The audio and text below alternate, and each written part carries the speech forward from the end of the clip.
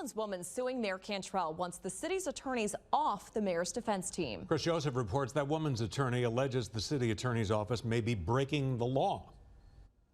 Breaud is suing Mayor Cantrell and the city over Cantrell's release of Breaud's private information. The city attorney's office is representing both the city and the mayor, something Breaud's attorney calls a conflict of interest. Breaud and her attorney Justin Schmidt say they want Mayor LaToya Cantrell's taxpayer-funded legal defense to end. It's not a huge leap to say that she's receiving legal services for free via the city attorney's office. Schmidt filed a motion asking the federal judge overseeing the lawsuit to remove the office from her legal team. He says the allegations against Cantrell involve her private decisions, not her work as mayor.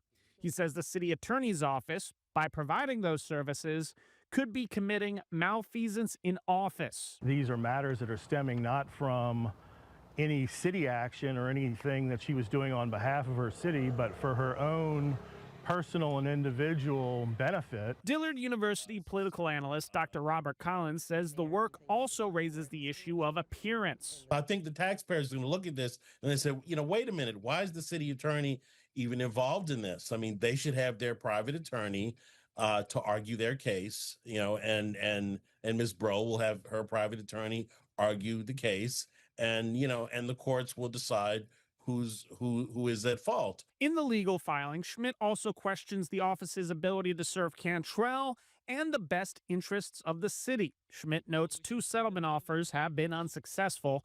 He questions if Cantrell is rejecting the settlements as a tactic to defend criminal charges recently brought against her.